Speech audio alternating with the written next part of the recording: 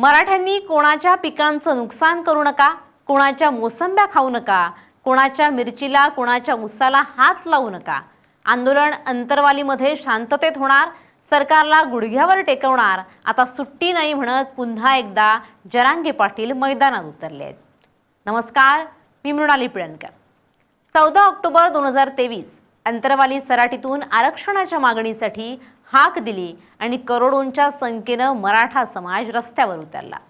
त्याच धर्तीवर पुन्हा एकदा आरक्षणाचं वातावरण पेटणार आहे, कारण मनोज जरांगे पाटील यांनी पुन्हा एकदा आंदोलनाचा झेंडा हातात घेतलाय आणि हा झेंडा आता विजय घेऊनच फडकणार असं दिसतंय। मराठा आंदोलक मनोज जरांगे पाटील यांनी पुन्हा एकदा अंतरवाली सराटीत मराठा आरक्षणासाठी रणशिंग फुंकलंय। अंतरवाली सराटीतून मनोज जरांगे पाटलांनी आज पत्रकार परिषदेतून हे जाहीर केलंय आणि यावेळी निशाण्यावर थेट राज्याचे गृहमंत्री देवेंद्र फडणवीस आहेत। आता सरकारला सुट्टी नाही आणि माघार तर अजिबात नाही असा थेट इशारा जरांगे पाटलांनी दिलाय। जरांगे पाटलांनी अंतरवाली सराटीत मराठा बांधवांची बैठक आणि पत्रकार परिषद घेतली। यात त्यांनी थेट सांगितलंय की मागच्या मुंबई आंदोलनानंतर सरकारने दिलेली आश्वासनं हवेतच विरली आहेत। 58 लाख कुणबी नोंदी सापडूनही अधिकारी प्रमाणपत्र द्यायला टाळाटाळ करतायत। वरचा आदेश असल्याचं सांगून मराठ्यांची अडवणूक सुरू असल्याचा आरोप मनोज जरांगे पाटलांनी केलाय। यावेळी जरांगे पाटलांनी थेट राज्याचे मुख्यमंत्री देवेंद्र फडणवीस यांनाच घेरलंय।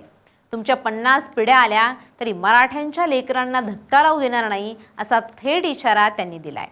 या पत्रकार परिषदेनंतर मराठा समन्वयक समितीची बैठक पार पडली। या बैठकीनंतर मनोज जरांगे पाटलांनी आंदोलनाची तारीख जाहीर केली।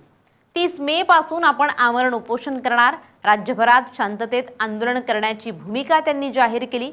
यामुळे आता सरकार समोरील अडचणी वाढण्याची शक्यता आहे। आंदोलन सुरू व्हायच्या आधी सरकारने आंदोलनाबाबत योग्य ती कार्यवाही करावी। एकदा आंदोलन छेडलं तर पुन्हा माघार घेणार नाही, आपण कुणाचंही ऐकणार नाही अशी भूमिका जरांगेंनी घेतली आहे।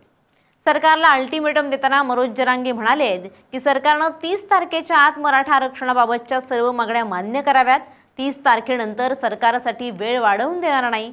सातारा, पुणे, कोल्हापूर संस्थांचं गॅझेट सरकारने लागू करावं। मराठा आंदोलकांविरोधात दाखल केलेले गुन्हे तात्काळ मागे घ्यावेत।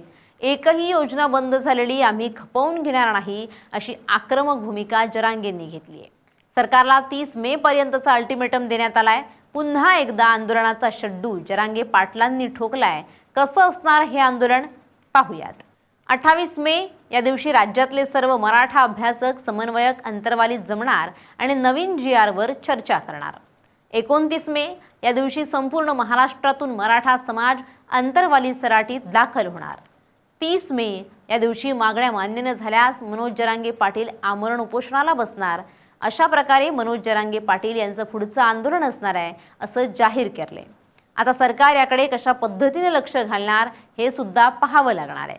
जरांगे पाटलांनी सरकारसमोर मागण्यांचा थेट कट टू कट अजेंडा ठेवलाय। मराठी उपसमिती बरखास्त करा। ही समिती काहीच काम करत नाही, फक्त मराठ्यांमध्ये भांडणं लावते असा आरोप करत नवी समिती नेमण्याची मागणी केली आहे। संस्थांचे GR काढा। सातारा, कोल्हापूर संस्थांचे गॅझेट 1994च्या धर्तीवर लागू करा। 1 महिन्यात करतो म्हणालात, 8 महिने झाले तरी अजून GR का नाही असा सवाल त्यांनी विचारलाय। सारथी आणि महामंडळाचा निधी, सारथीच्या 80,000 मुलांची शिष्यवृत्ती अडकली आहे आणि महामंडळाचे तब्बल 1600 ते 1800 कोटी रुपये थकल्यानं पोरांवर कर्जबाजारी होण्याची वेळ आली आहे असंही त्यांनी म्हटलंय। मी उपाशी मरेल पण समाजाशी बेईमानी करून पैसे कमवणार नाही असं म्हणत जरांगेंनी विरोधकांना शिंगावर घेतलंय। आता चेंडू पूर्णपणे सरकारच्या कोर्टात आहे। 29 मे पर्यंत सरकार यावर काय तोडगा काढतं की 30 मेला महाराष्ट्र पुन्हा एकदा आंदोलनाच्या आगीत धगधगणार याकडे सगळ्यांचं लक्ष लागलंय।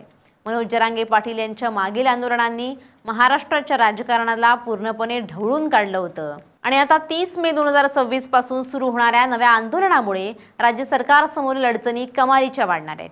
जरांगे पाटील यांच्या आंदोलनामुळे मराठवाड्यासह संपूर्ण महाराष्ट्रात मराठा समाज एकत्र आल्यामुळे लोकसभा आणि स्थानिक निवडणुकांमध्ये महायुतीला काहीसा राजकीय फटका बसला होता। आता मनोज जरांगे यांनी थेट गृहमंत्री देवेंद्र फडणवीस आणि राज्य सरकारवर विश्वासघाताचा आरोप केल्यामुळे आगामी आंदोलनाने सरकारवर तीव्र पडसाद उमटणार आहेत। महाराष्ट्रातील आगामी विधानसभा निवडणुकाच्या तोंडावर मराठा विरुद्ध ओबीसी असा सामाजिक संघर्ष पुन्हा तीव्र झाल्यास सत्ताधारी पक्षांना मोठा फटका बसू शकतो। अंतरवाली सराटी येथे 3 कोटींहून अधिक मराठा समाज गोळा होणार असल्याचा दावा जरांगेंनी केलाय। इतक्या मोठ्या जनसमुदायामुळे संपूर्ण राज्यात कायदा सुव्यवस्था राखण्याचं गृह खात्यासमोर मोठं आव्हान असेल। जरांगे पाटलांनी 29 मे पर्यंत मागण्या पूर्ण करा, अन्यथा 30 मे पासून आंदोलन थांबणार नाही असा थेट अल्टिमेटम दिलाय। हैदराबाद आणि सातारा गॅझेट लागू करण्याच्या तांत्रिक आणि कायदेशीर पेचामुळे सरकारची प्रशासकीय कोंडी झाली आहे। मराठ्यांना सरसकट कुणबी प्रमाणपत्र दिल्यास ओबीसी समाज आक्रमक पवित्रा घेईल, ज्यामुळे सरकारला दोन्ही समाजांना सांभाळताना मोठी कसरत करावी लागणार आहे। जरांगे पाटलांचा हा अल्टिमेटम शेवटचा ठरणार की सरकार पुन्हा वेळ मारून देणार ते पाहणं महत्त्वाचं ठरणार आहे। Bureau report, LS Marathi.